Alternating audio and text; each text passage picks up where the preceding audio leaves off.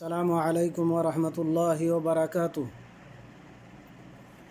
আলহামদুলিল্লাহি রাব্বিল আলামিন ওয়াসসালাতু ওয়াসসালামু আলা রাসূলিহিল আমিন নবিয়িনা মুহাম্মদ ওয়া আলা আলিহি ওয়া আসহাবিহি আজমাইন। আম্মা বা'দ। সম্মানিত শ্রোতা মণ্ডলী, আজকের আলোচ্য বিষয় হচ্ছে ইবাদতের প্রকারসমূহের মধ্যে দ্বিতীয় প্রকার হলো আল্লাহর নিকট তওবা করা। এ মর্মে আল্লাহ তাআলা বলেন, ওয়াতুবু ইলাল্লাহি জামিআন আইয়ুহাল মুমিনুনা লাআল্লাকুম তুফলিহুন। অর্থাৎ, হে মুমিনগণ, তোমরা আল্লাহর নিকট তওবা করো যাতে তোমরা সফল কাম হতে পারো। সূরা নূর 31 নম্বর আয়াত। আনাস রাদিয়াল্লাহু তাআলা আনহু হতে বর্ণিত হাদিসে নবী সাল্লাল্লাহু আলাইহি ওয়াসাল্লাম বলেন, ইন্নী লা আতুবু ইলাল্লাহি তাআলা ফিল ইয়াউমি 70 মাররা। অর্থাৎ, নিশ্চয় আমি আল্লাহর নিকট দিনে 70 বার করে তওবা করি। নাসাই ও ইবনে হিব্বান, হাদিস সহিহ।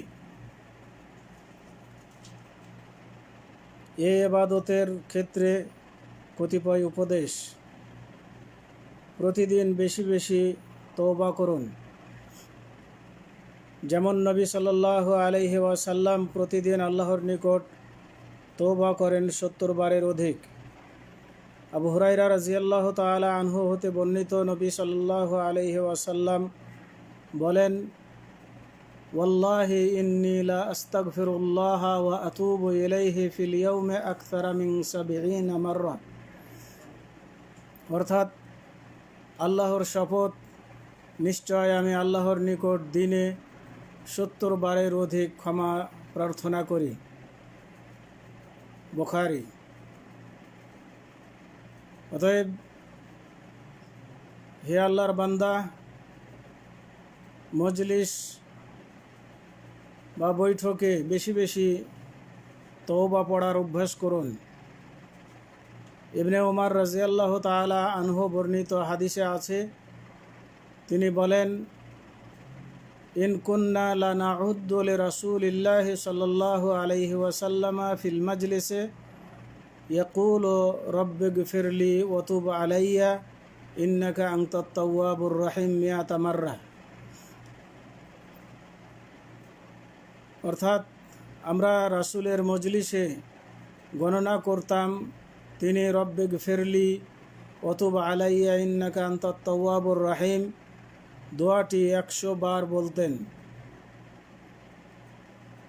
জেনে রাখুন, ওহে আল্লাহর বান্দা, আল্লাহ তার বান্দাদের তওবায় খুব খুশি হন। যেমন আনাস রাদিয়াল্লাহু তাআলা আনহু বর্ণিত হাদিসে নবী সাল্লাল্লাহু আলাইহি ওয়াসাল্লাম বলেন,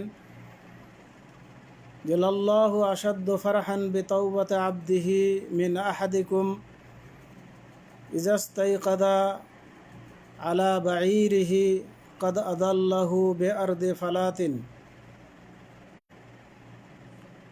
অর্থাৎ, অবশ্যই আল্লাহ তার বান্দার তওবা করাই এত বেশি খুশি হন, যেমন তোমাদের কেউ ঘুম থেকে জেগে উঠে দেখে তার সে হারানো উটটি সামনে উপস্থিত, যা সে মরুভূমিতে হারিয়ে ফেলেছিল। বুখারী ও মুসলিম। নিশ্চয় আল্লাহ তওবাকারীর গুনাহ নেকির দ্বারা পরিবর্তন করে দিবেন। যেমন আল্লাহ তাআলা বলেন, ফাউলাইকা ইউবাদদিলুল্লাহু সাইয়্যাতিহিম হাসানাত।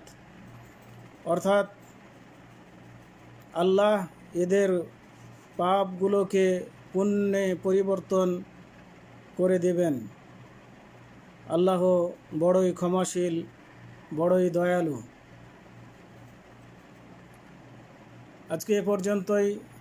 ওয়া সাল্লাল্লাহু আলা নবিয়িনা মুহাম্মদ ওয়া আলা আলিহি ওয়া আসহাবিহি ওয়া বারিক ওয়া সাল্লাম। আসসালামু আলাইকুম ওয়া রাহমাতুল্লাহি ওয়া বারাকাতুহু।